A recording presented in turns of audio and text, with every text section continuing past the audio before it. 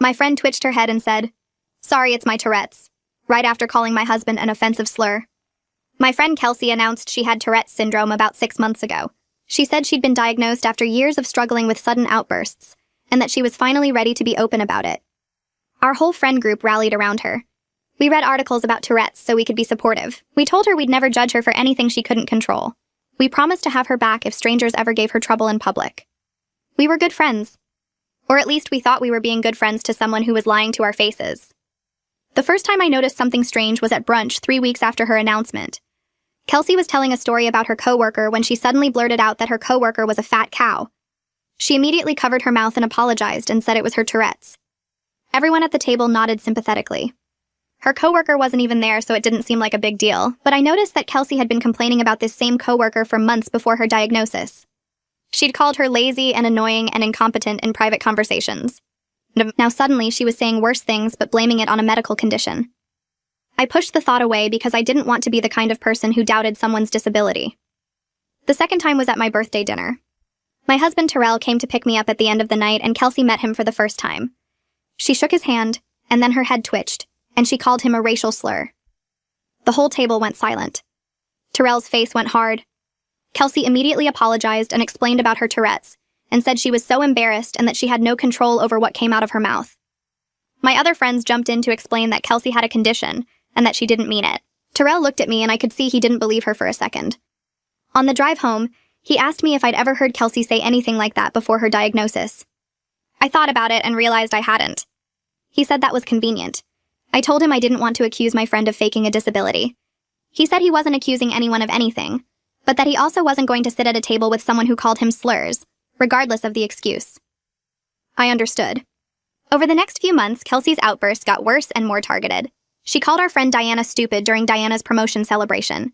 She told our friend Becca that her boyfriend was ugly during Becca's anniversary dinner.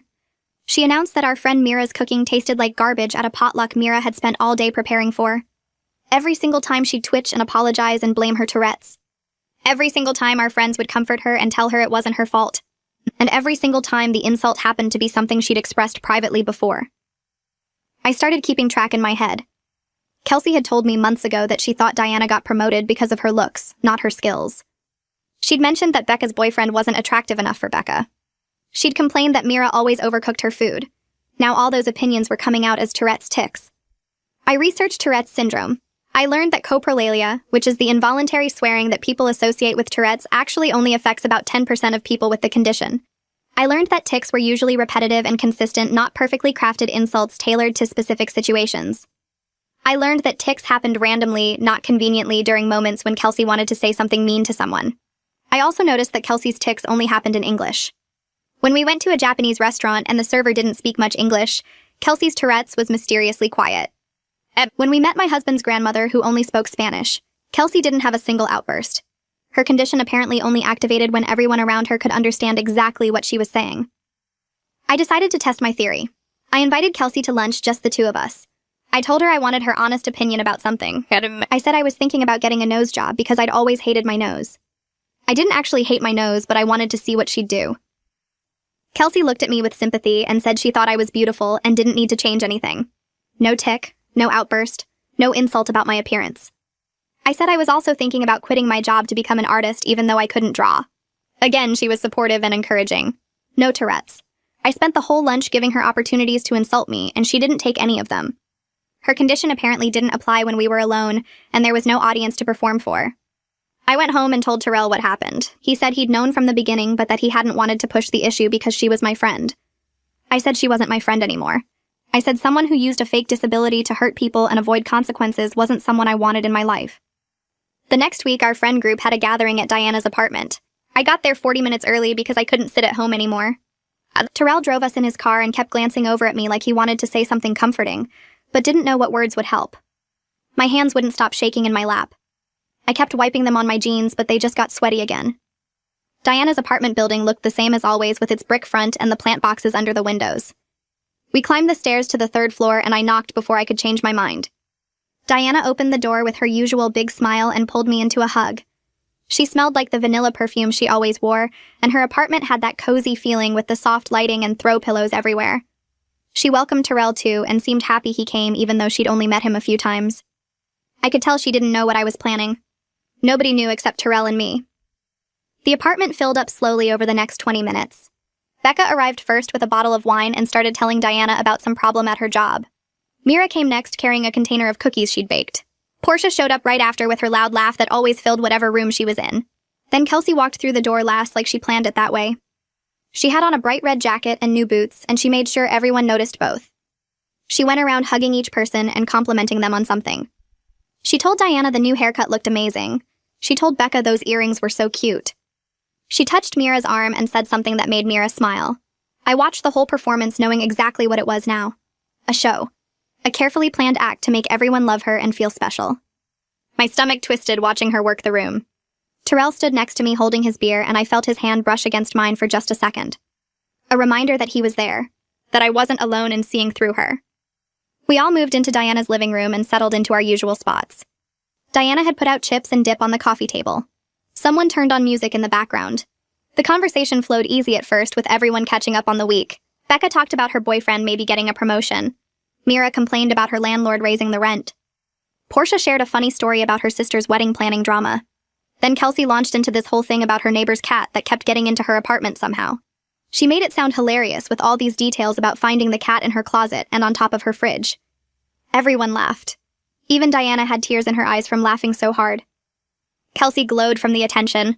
She loved being the center of everything. The funny one, the entertaining one. I didn't laugh. I just watched. Terrell sat on the arm of my chair with his beer, and his face had that same look from my birthday dinner. That look that said he saw right through her and couldn't believe everyone else was falling for it. The laughter died down, and there was a natural pause while people sipped their drinks and reached for chips. My heart started pounding so hard I thought everyone could hear it. This was the moment. I had to do it now before I lost my nerve. And I took a breath that felt like it filled my whole chest. Then I spoke up and said I needed to talk to everyone about something important. My voice came out steadier than I expected. The room went completely quiet. All the faces turned toward me. Becca lowered her wine glass. Mira stopped mid-reach for a cookie. Diana's smile faded into a concerned look. Portia raised her eyebrows.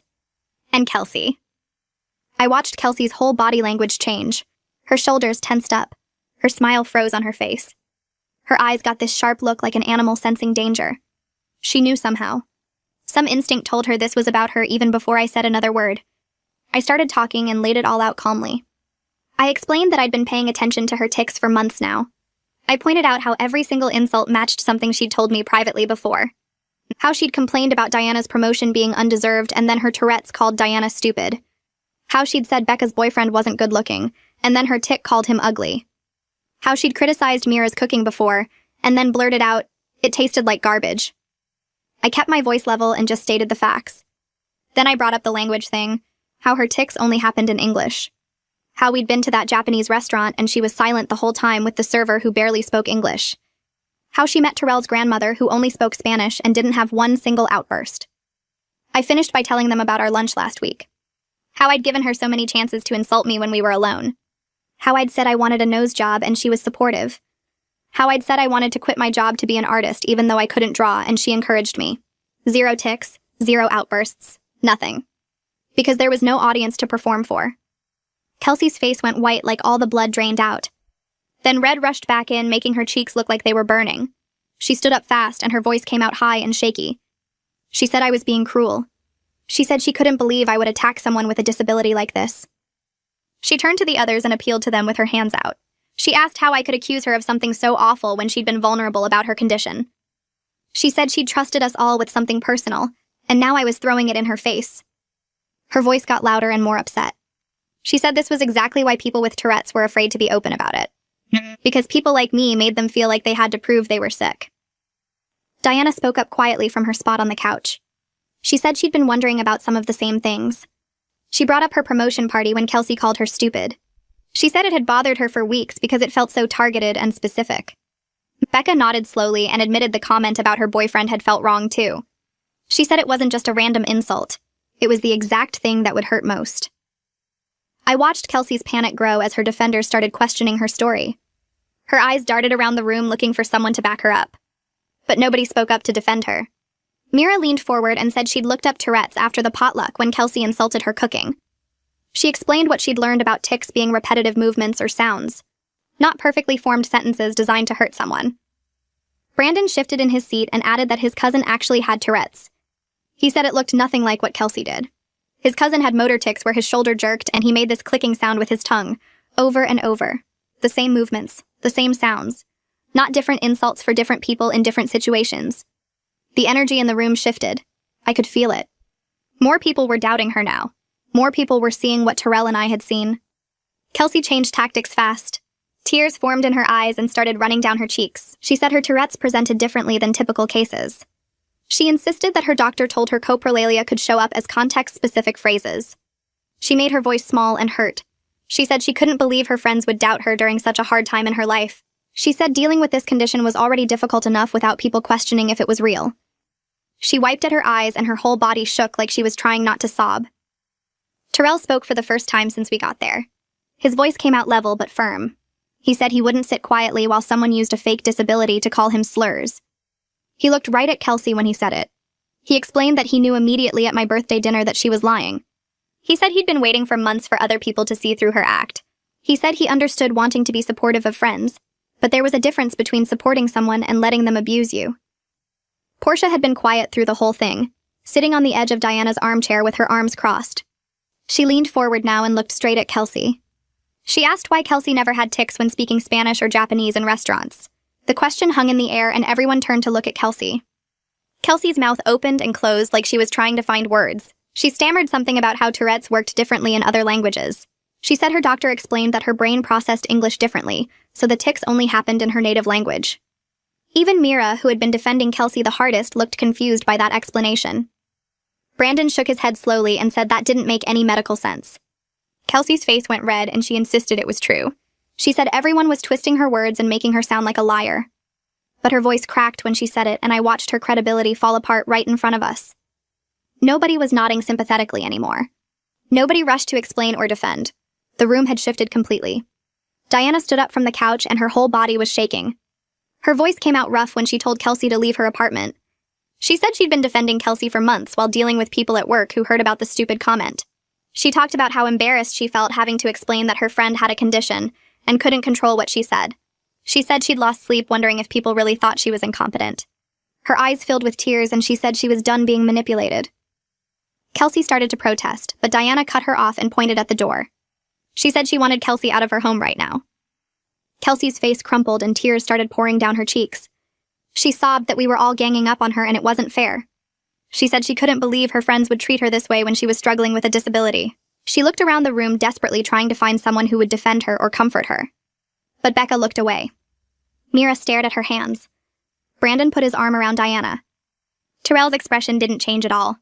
Nobody moved to help her. The silence stretched out and Qley's sobs got louder and more dramatic. When she realized nobody was going to cave, she grabbed her purse off the coffee table. She stood up fast and knocked over her wine glass. Red wine spread across Diana's white rug, but Qley didn't even look at it. She called us all terrible people and said we'd regret this. Then she stormed toward the door and yanked it open. The door slammed behind her hard enough that the picture frames on the wall rattled and one fell off completely. We all heard her footsteps pounding down the hallway outside. Nobody spoke for what felt like a full minute. The wine kept spreading across the rug in a dark stain. Someone's phone buzzed, but nobody checked it. Mira's face crumpled and she started crying. She said she should have seen it sooner. She apologized over and over for being so stupid and not questioning things earlier. Becca moved across the room and put her arm around Mira's shoulders. Becca looked shocked, like she couldn't quite process what had just happened. Diana sank back down onto the couch and put her face in her hands. Brandon sat next to her and rubbed her back. I felt Terrell's hand squeeze mine and I realized I'd been holding my breath. We ended up staying at Diana's apartment for hours after that. Brandon ordered pizza because nobody felt like cooking, and we needed something normal to do with our hands. We talked through everything. Diana brought up the promotion party again and how specific that insult had been. She said Qley knew exactly what would hurt most because they'd talked about Diana's insecurities about being taken seriously at work. Becca admitted that Qley had made comments before about how Becca could do better than her boyfriend. Now those private opinions had come out as tics at the exact moment they'd cause maximum damage. Mira talked about the potluck and how she'd spent all day cooking to impress everyone.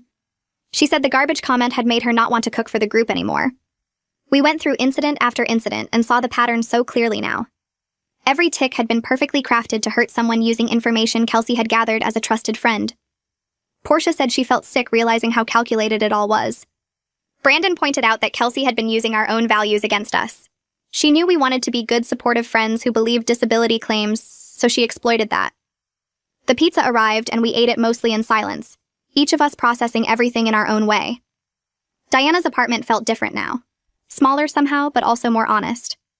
We stayed until almost midnight, nobody wanting to leave and face the reality of what our friend group had just lost. But by the time we finally said goodbye, something had shifted. We'd all been carrying this weight of defending Kelsey and explaining her behavior and managing everyone's reactions to her outbursts.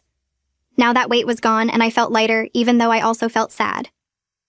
Over the next few days, my phone kept buzzing with texts from people in the group. Diana sent a long message on Wednesday morning. She said she felt like she could finally breathe without worrying about the next insult. She talked about how much energy she'd spent defending Kelsey to her coworkers, and how liberating it felt to stop. She thanked me for speaking up because she'd been having doubts, but felt too guilty to voice them. Becca texted that she'd told her boyfriend what happened, and he was relieved. Apparently, he'd been dreading seeing Kelsey again after the ugly comment.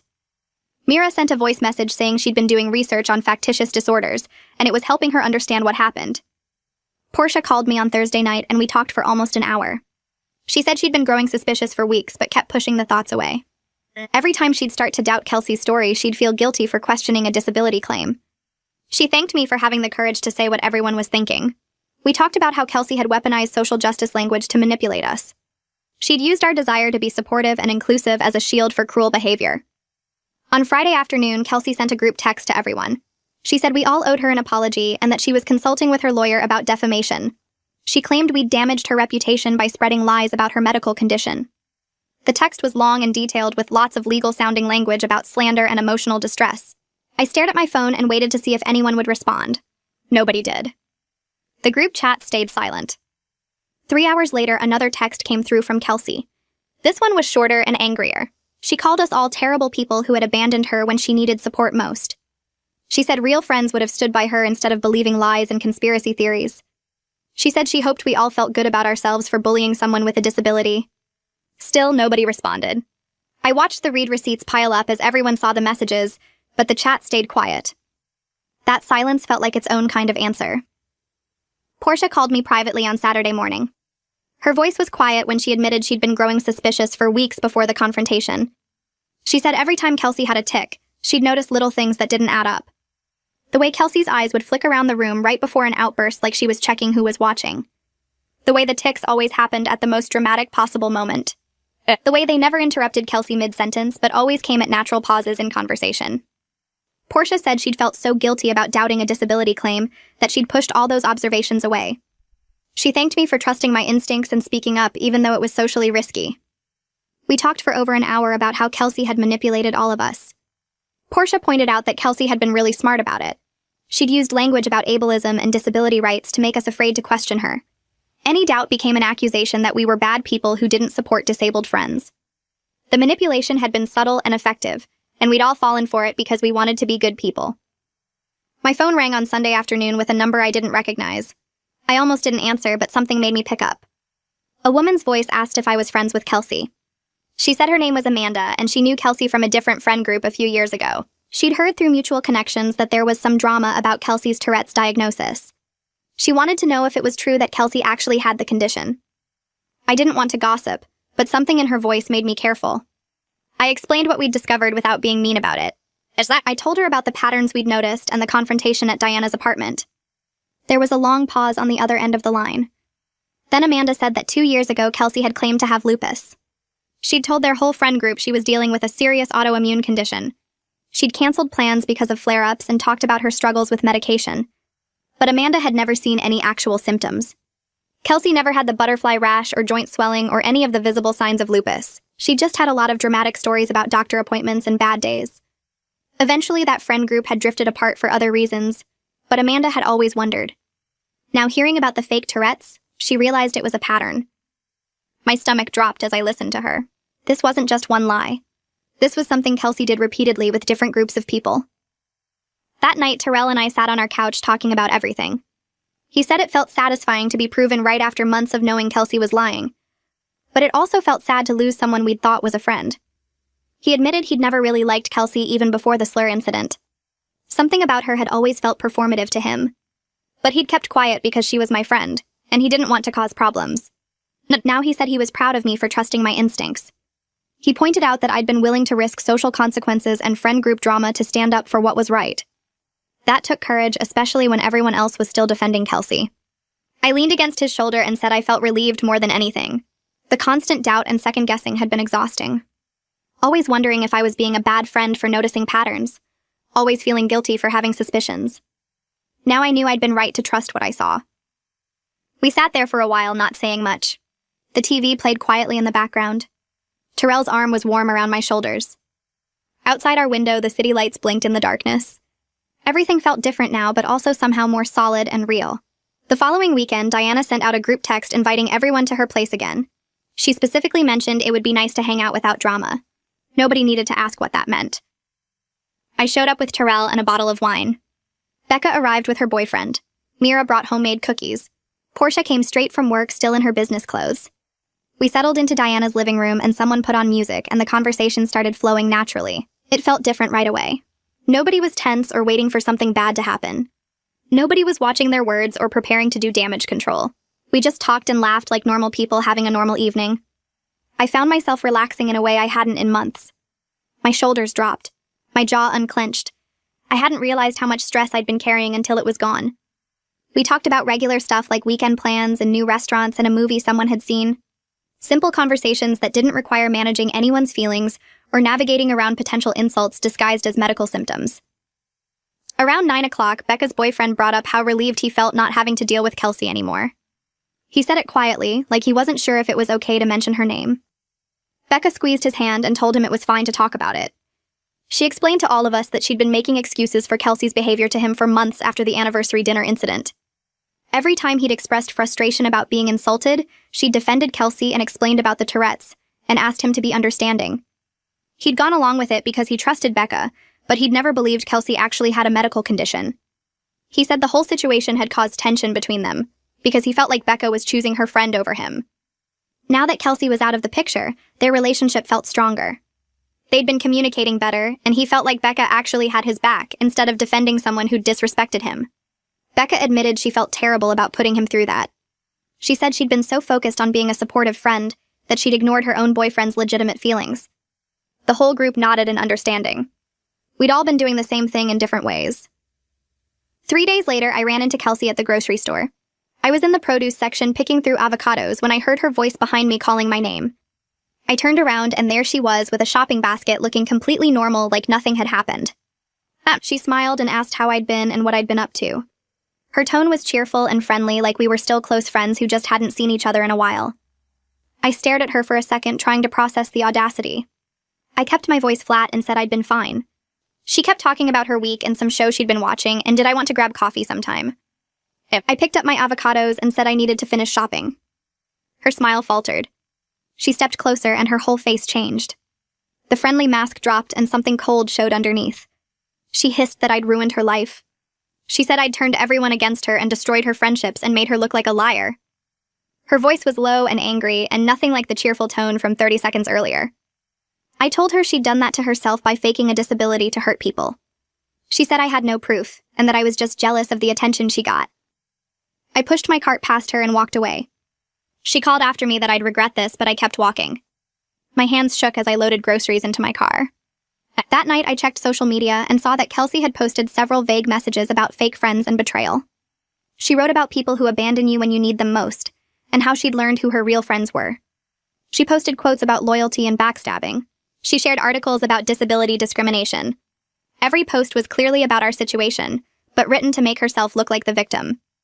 Within hours, I started getting messages from mutual acquaintances who hadn't been at Diana's apartment.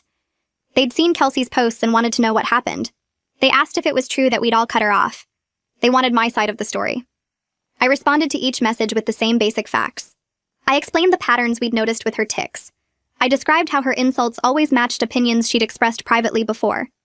I mentioned how her Tourette's only happened in English and never when we were alone. I didn't embellish or add drama.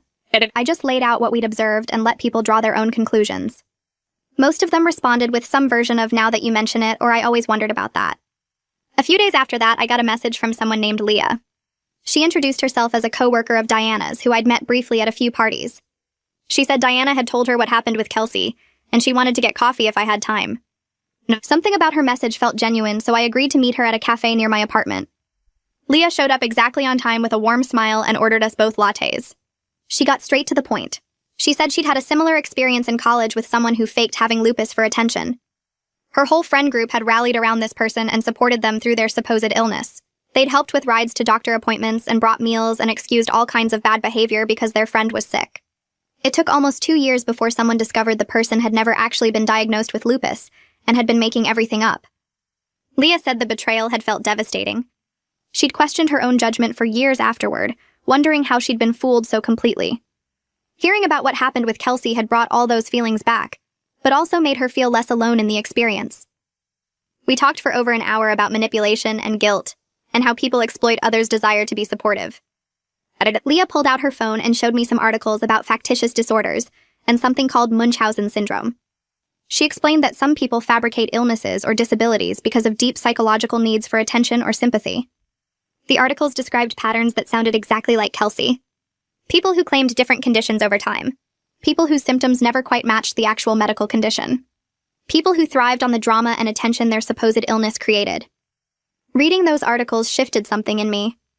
I'd been angry at Qley for lying and hurting people.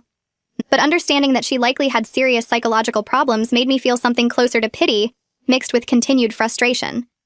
It didn't excuse what she'd done, but it provided context for why someone would do something so destructive.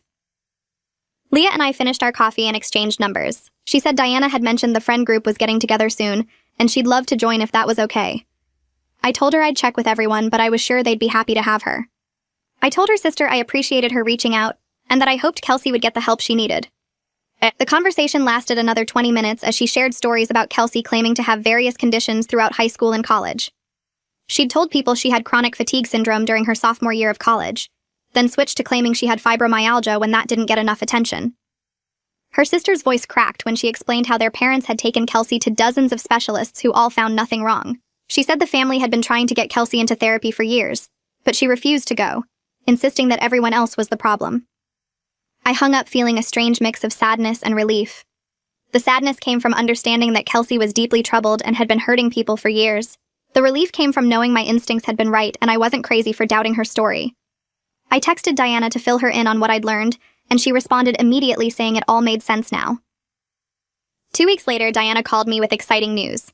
She'd gotten another promotion at work, a bigger one this time that came with a significant raise and her own team to manage. We organized a celebration dinner at the same restaurant where Qley had called her stupid during her last promotion party.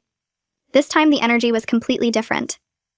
Everyone arrived smiling and relaxed, and we ordered appetizers and drinks without any underlying tension. Diana stood up partway through the meal and raised her glass. She thanked us for standing by her through everything that had happened with Qley. She said learning to trust her own perceptions and set boundaries had actually made her a better leader at work. Her voice was steady and confident as she talked about how the experience had taught her not to accept disrespect from anyone, even when it came wrapped in excuses. We all clinked glasses, and someone made a joke about how nice it was to celebrate without worrying about surprise insults. The laughter that followed felt genuine and free in a way our gatherings hadn't felt in months. That night when Terrell and I got home, he mentioned something while we were getting ready for bed. He said I seemed lighter somehow, less tense in my shoulders and more present in conversations. I thought about it and realized he was right. For months I'd been carrying this low-level anxiety about managing Qley's behavior and second-guessing my own observations. Every group gathering had required mental preparation for whatever might come out of her mouth. Every private conversation had involved weighing whether to share my concerns or keep quiet to avoid causing drama. All that energy had been freed up when I finally confronted the situation. I could just exist with my friends now without constantly monitoring and managing someone else's behavior. Terrell pulled me close and said he was proud of how I'd handled everything. He reminded me that he'd known from the beginning, but had waited for me to reach my own conclusions, because he knew I needed to trust my own judgment. The following weekend, Becca invited everyone over for brunch at her apartment. She'd been dating her boyfriend for almost 3 years, and we all knew they were serious. But when she stood up to make an announcement, I wasn't expecting what came next. She said they were moving in together and had already found a place with an extra bedroom for when friends visited. Everyone congratulated them and asked about the new apartment. Then Becca looked directly at me and said something that surprised me.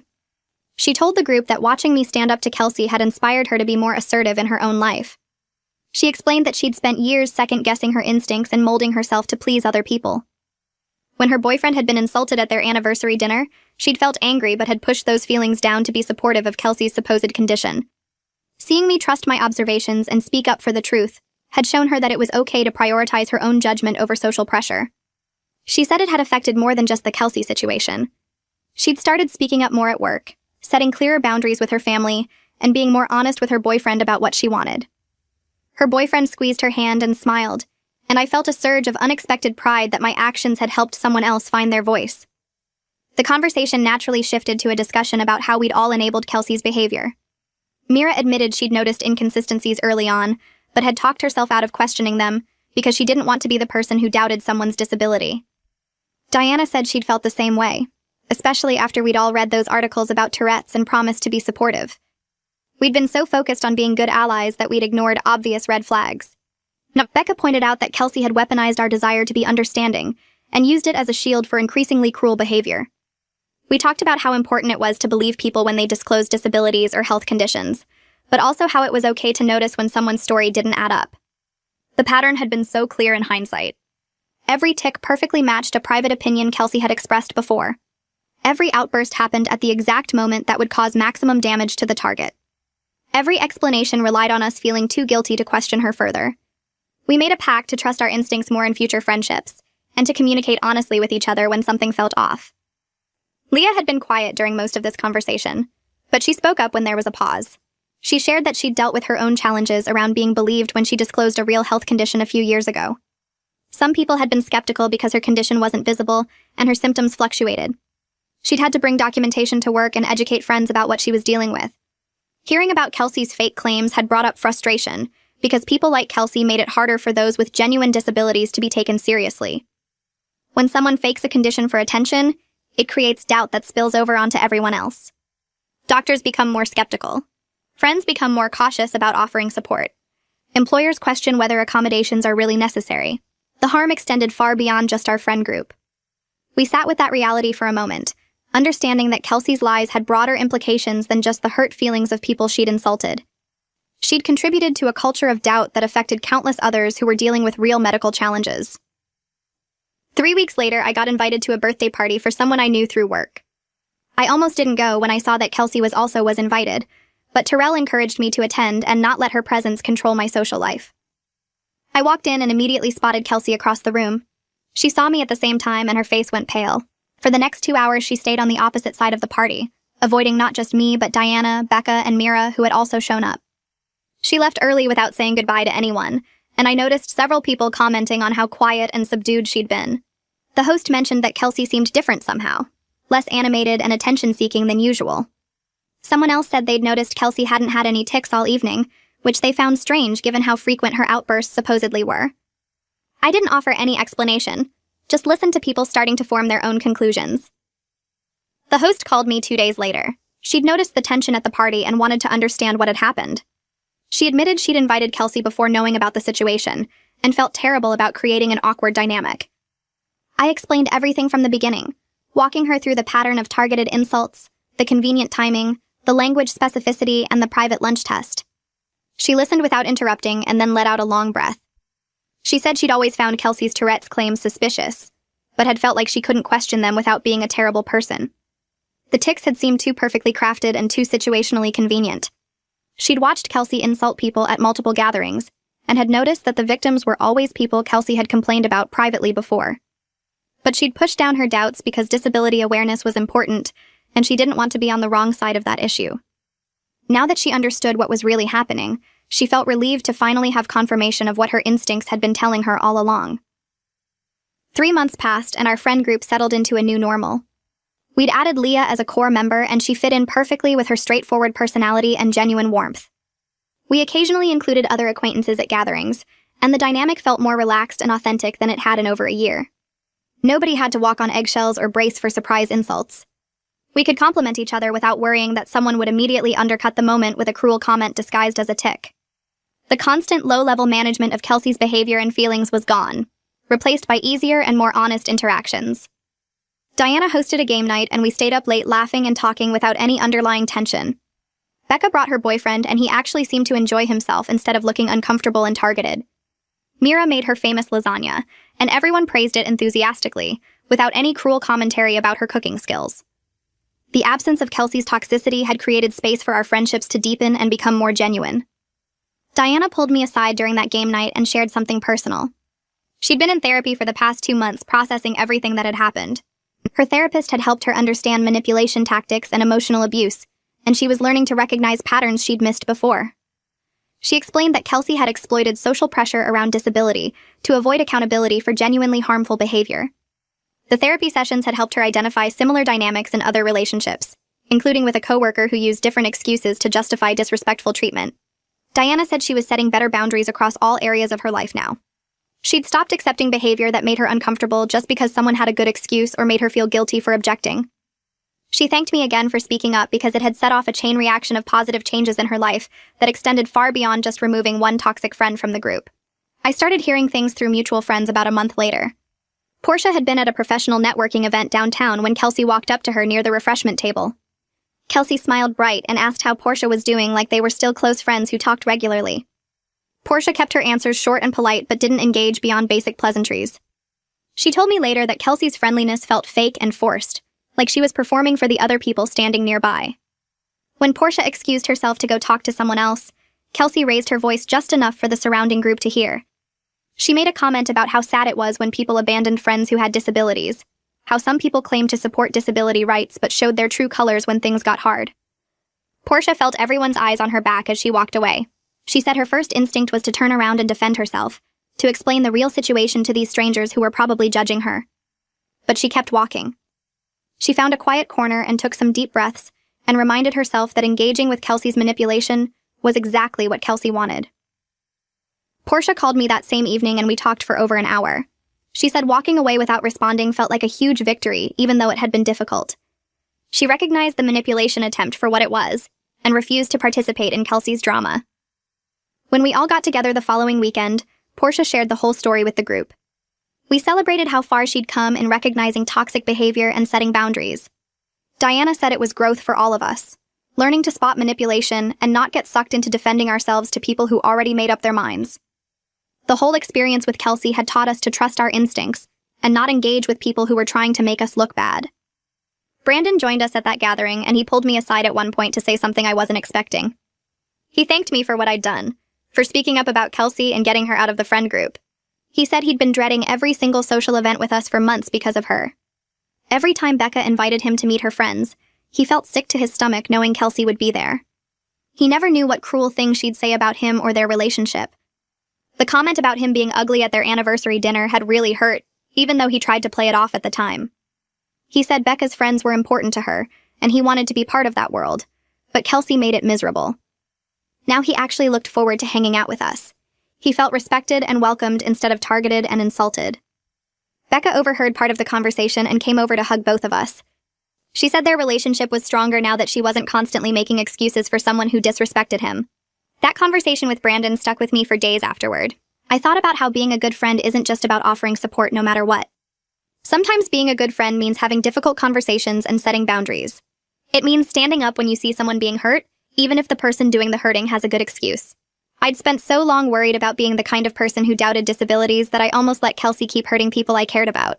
Terrell and I talked about it one night while making dinner together. He said watching me find my voice and stand up for what was right had made him love me even more. He'd seen me struggle with the decision for weeks, weighing my values against my observations, and he was proud of how I handled the whole situation. I told him I couldn't have done it without his support and his initial skepticism that helped me trust my own instincts. Our group started planning a weekend trip about 2 weeks after that conversation. We'd talked about doing a group vacation for years but could never get everyone coordinated. Diana suggested we rent a cabin in the mountains for a long weekend. The planning process was surprisingly smooth. Everyone responded to messages quickly and contributed ideas without any drama or tension.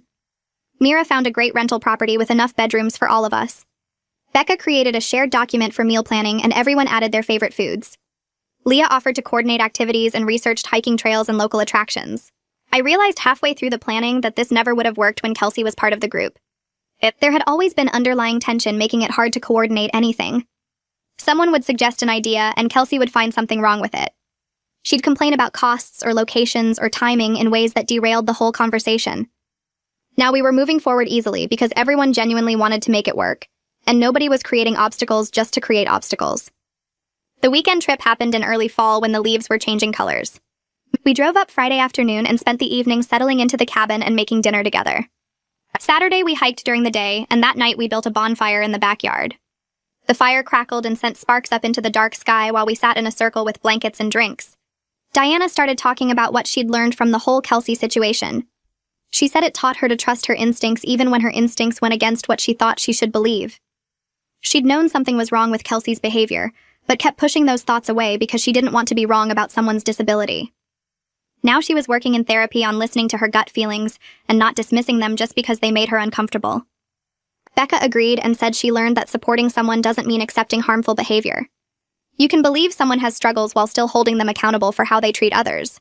Mira added that the experience taught her the importance of honest communication in friendships. We'd all been talking around the problem instead of addressing it directly, and that just let the situation get worse. Leah had been quiet during most of the conversation, listening to everyone share their experiences. When there was a pause, she spoke up and said being welcomed into our group had been really meaningful for her. She appreciated that we were all committed to real relationships, instead of just performing friendship for social media or appearances. She said she'd been in friend groups before where people were fake nice to each other but talked behind each other's backs constantly. Our group felt different because we'd been through something hard together and came out stronger. Her perspective as someone who joined after all the drama helped us see how much we'd actually grown and changed.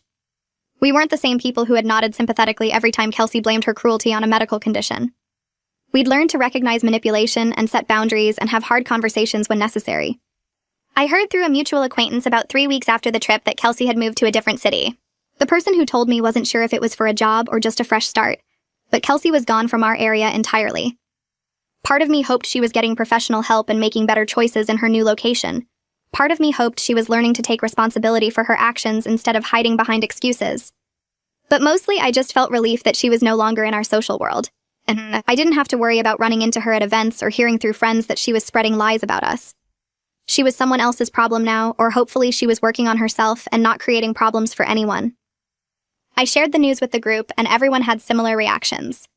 We wished her well from a distance, but were grateful for the geographic separation. Diana decided to host a gathering to mark the 1-year anniversary of when I first confronted Qley at her apartment.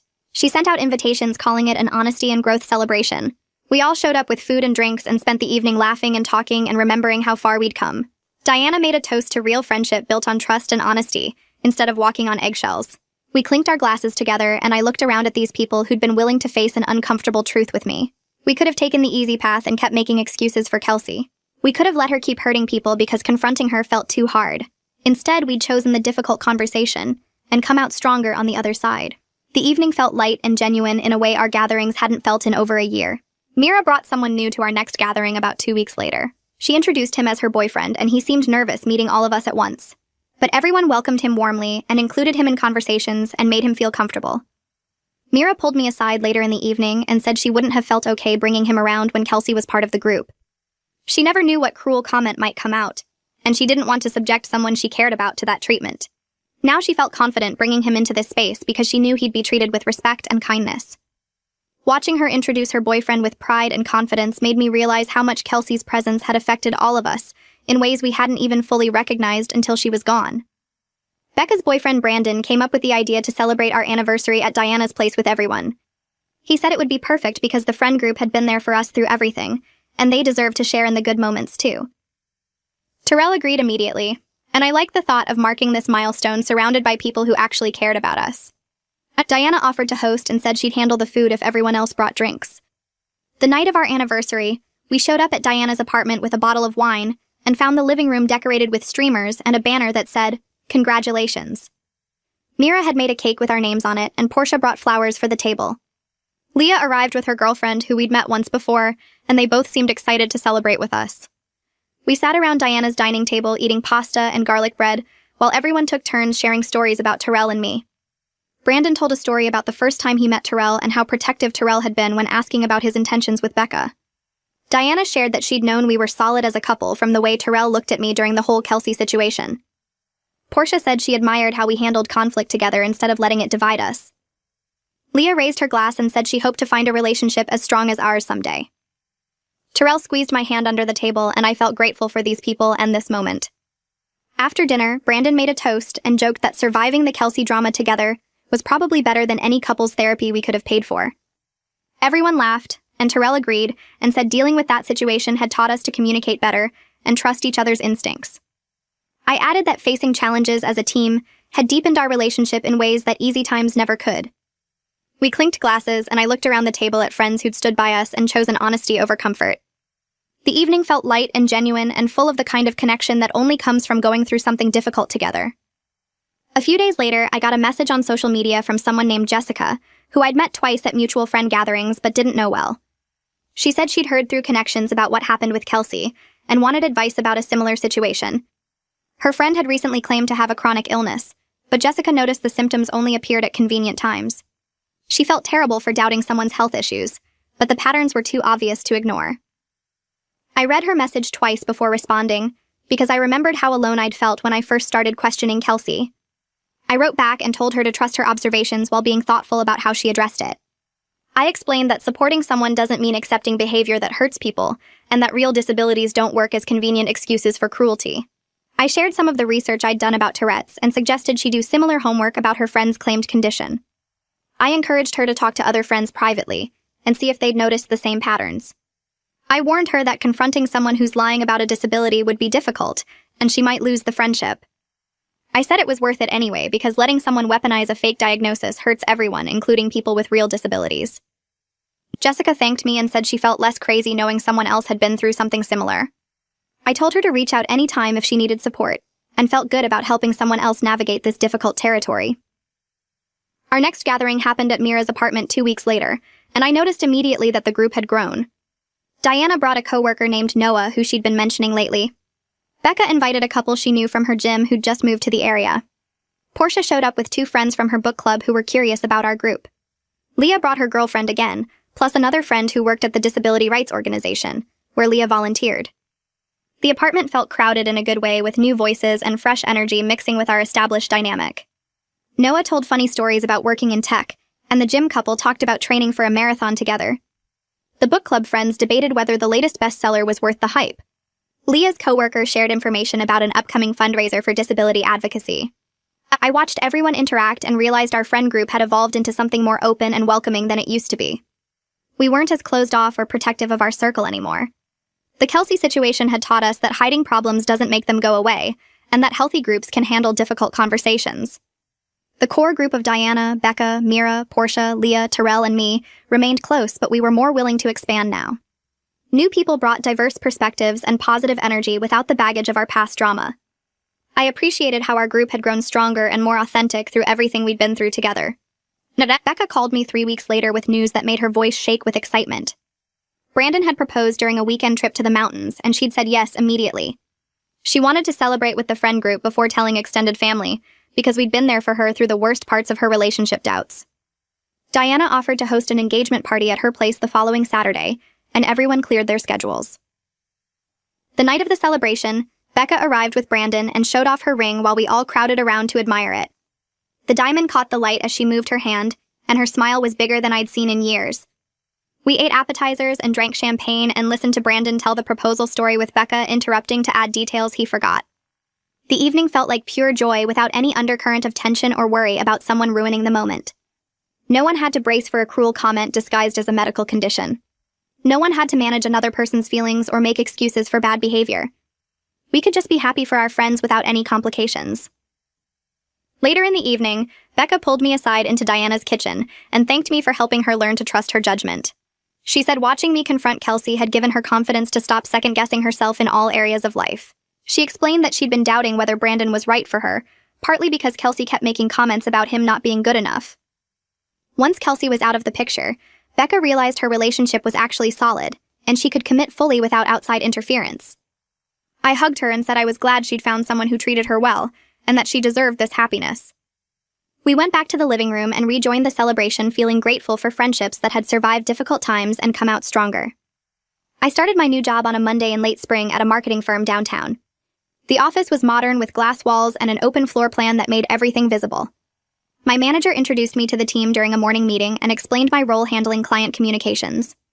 Within the first week, I noticed patterns in how people interacted that reminded me of lessons from the Qley experience. A coworker named Ryan frequently blamed technology problems for missed deadlines, but I observed him spending significant time on personal calls. Another coworker named Jennifer made passive-aggressive comments about other team members, then claimed she was just being honest. I recognized manipulation tactics that I might have missed or excused before dealing with Qley. When Ryan tried to blame a system error for work he simply hadn't done, I asked specific questions about the error that made it clear I wasn't accepting vague excuses. When Jennifer made a cutting remark about a colleague's presentation, then said she was just trying to help, I pointed out that helpful feedback doesn't need to be delivered as an insult. My manager noticed my directness and commented that I had good instincts for workplace dynamics. I realized the skills I'd developed navigating the Qley situation had made me more confident and assertive in professional settings. I could spot dishonesty faster and set boundaries without feeling guilty. The difficult experience had taught me that being nice doesn't mean accepting poor treatment, and that calling out problems early prevents bigger issues later. I felt grateful for the growth even though the path to get there had been painful. Diana invited everyone to dinner at a nice restaurant to celebrate her promotion to senior director at her company. She'd been working toward this position for 3 years, and finally got the offer with a significant raise and a team of people reporting to her. We gathered at an Italian place downtown and ordered multiple bottles of wine and too much food. Diana gave a short speech thanking us for supporting her through a challenging year of personal and professional growth. She said the past 12 months had taught her to address problems directly, rather than avoiding conflict, and that skill had made her a better leader.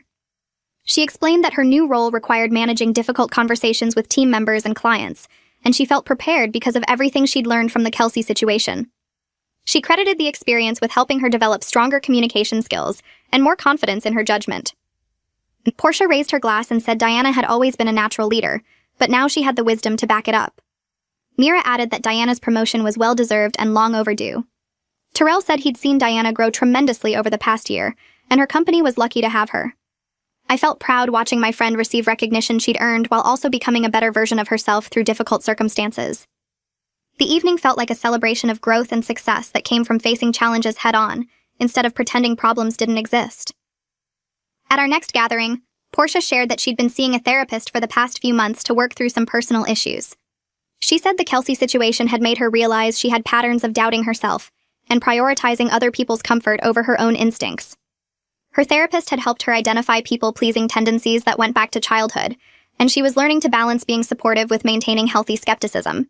She explained that she'd been so focused on being a good friend to Qley that she'd ignored obvious signs of manipulation because confronting them felt uncomfortable.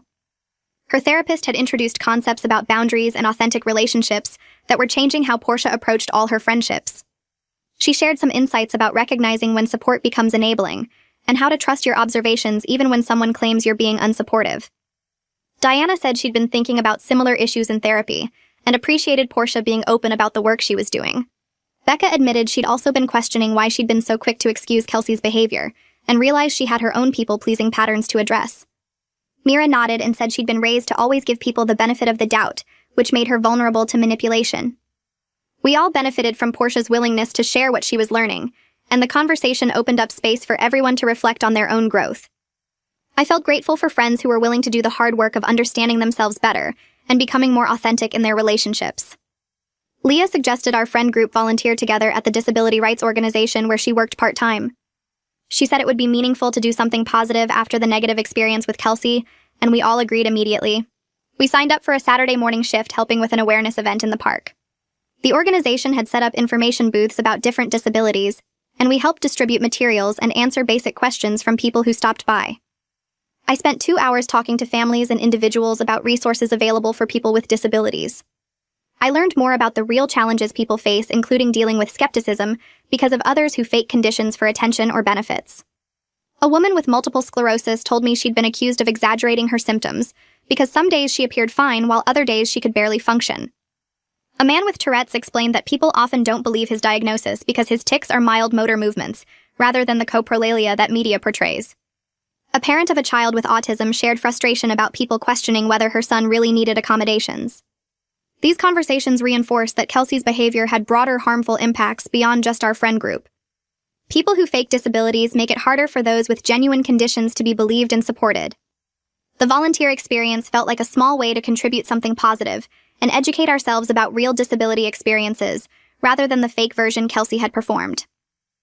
Leah brought 3 of her friends to our next gathering and introduced them as people she'd known since college. They were visiting from out of town, and Leah thought they'd enjoy meeting her local friend group. The 3 friends fit in naturally with easy conversation and genuine interest in getting to know everyone. One of them worked as a social worker and shared interesting stories about her job. Another was finishing a graduate degree in public health and had thoughtful perspectives on healthcare access. The third was a teacher who made everyone laugh with stories about her students. Our social circle continued to grow in healthy ways with new people bringing fresh perspectives and none of the baggage from the Kelsey situation. I noticed how different these gatherings felt compared to when Kelsey was part of the group. There was no tension or worry about someone saying something cruel. No one had to walk on eggshells or manage another person's unpredictable behavior. We could relax and enjoy each other's company without the constant low-level stress that Kelsey's presence had created. I appreciated how our group had evolved into something stronger and more authentic. We'd learned that real friendship meant being honest even when it was difficult, and supporting each other through challenges rather than enabling harmful behavior. The new people joining our circle benefited from the foundation we'd built through surviving something painful together. 18 months after the confrontation at Diana's apartment, I ran into Kelsey's sister at a coffee shop downtown. I almost didn't recognize her at first, but she approached me with a tentative smile and asked if we could talk for a minute. We sat at a table by the window, and she thanked me for setting boundaries with Kelsey, even though it had been difficult. She said Kelsey had struggled significantly after losing our entire friend group, and had finally agreed to start therapy 6 months ago. The therapist had diagnosed her with factitious disorder, and they were working on understanding her pattern of fabricating health issues for attention. Kelsey's sister explained that Kelsey was starting to acknowledge what she'd done, though she still had trouble taking full responsibility. She said recovery would take years and might never be complete, but therapy was the first time Kelsey had admitted she had a problem. She thanked me again for being the one who forced consequences instead of continuing to enable the behavior. She said watching Kelsey lose all her friends had been the wake-up call she needed, even though it had been painful to witness. I told her I hoped Kelsey continued with treatment and found healthier ways to get her needs met. I said I wasn't interested in resuming any kind of relationship, but I genuinely wished her well from a distance. We finished our coffee and said goodbye, and I walked out feeling a complex mix of emotions about the update. I felt glad Kelsey was getting help, but knew our friendship couldn't be fixed. The betrayal ran too deep, and the manipulation had damaged too much trust. And I told her sister I hoped therapy would help Kelsey build healthier relationships in the future. But I also made it clear I wasn't interested in reconnecting or receiving updates about her progress. That boundary protected my peace and the health of my friend group. We'd all worked too hard to rebuild after her lies to risk letting her back in. I wished her well from a distance the way you might wish well for anyone struggling with serious issues. But wishing someone well didn't mean opening my life back up to them. Some doors close for good reasons, and this was one of them. 3 weeks later, Terrell and I hosted a dinner party at our place. We invited Diana, Becca, Mira, Portia, and Leah, along with 3 of Terrell's colleagues from work. I spent the afternoon cooking while Terrell set up the dining room table with our nice dishes. The doorbell started ringing at 7, and soon our apartment filled with voices and laughter. Terrell's coworker Noah brought wine, and his wife brought homemade bread. Everyone mingled easily in the living room while I finished the last dishes in the kitchen. Diana helped me carry platters to the table and whispered that she loved seeing our 2 social circles come together. Dinner flowed with easy conversation about everything from work projects to travel plans to ridiculous stories about pets. Noah told a story about his cat that had everyone crying with laughter. Leah and Terrell's other coworker Sarah discovered they both loved the same obscure podcast and spent 20 minutes enthusiastically discussing episodes. And I looked around the table at all these people who genuinely enjoyed each other's company and felt grateful for what we'd built. After dessert, people moved back to the living room with coffee, and the conversation continued for another 2 hours. When everyone finally left around midnight, Terrell helped me load the dishwasher. He told me he was proud of the community we'd created together. I realized he was right. Losing Kelsey had actually opened space for deeper and more real connections. Without her negative energy and constant drama, we'd been able to welcome new people and strengthen existing friendships. The evening had felt warm and easy in a way our gatherings never had when Kelsey was part of the group. 2 nights later, Diana, Becca, Mira, Portia, Leah, and I had a girls' night at Mira's apartment. We ordered takeout and settled on her couch with wine and snacks. The conversation eventually turned to everything we'd been through with Kelsey. Diana said the whole experience had taught her to trust her instincts more. Becca agreed and added that she'd learned the importance of honest communication, even when it felt uncomfortable. Mira said she used to avoid conflict at all costs, but now understood that sometimes confrontation was necessary and healthy. Portia admitted she'd been too quick to doubt herself when things didn't add up with Kelsey's story. Leah said watching us work through that difficult situation had shown her what real friendship looked like. We talked about how painful it had been to realize someone we cared about had been manipulating us, but we also acknowledged that going through it together had made our friendship stronger. We'd learned to communicate more directly and support each other through hard truths instead of just comfortable lies. The Kelsey situation had forced us all to grow in ways that benefited every relationship in our lives. We stayed up late talking and laughing, and I felt grateful for friends who were willing to face uncomfortable realities and build something better together. 2 years passed since the confrontation at Diana's apartment. Our friend group continued to thrive with bonds based on honesty and real care for each other. Diana got another promotion, and we celebrated without any worry about someone ruining the moment. Becca and her boyfriend got married in a beautiful ceremony where everyone could relax and enjoy themselves. Mira started her own catering business, and we all supported her by recommending her to everyone we knew. Portia moved to a new apartment, and we helped her paint and decorate. Leah introduced us to her new girlfriend, and she fit right into the group. Terrell and I hosted regular dinner parties that brought together our expanding circle of friends. We'd all grown individually and together from what happened with Kelsey. I'd learned that real friendship meant being honest even when it was hard. Diana had learned to set boundaries and trust her judgment. Becca had learned to speak up when something felt wrong. Mira had learned that avoiding conflict only made things worse. Portia had learned to trust her instincts instead of doubting herself. Leah had found a group of friends who valued authenticity over performance. We'd built something real and lasting by refusing to enable harmful behavior and choosing truth over comfort. I felt grateful every time we got together for friends who were willing to face an uncomfortable situation and come out stronger on the other side.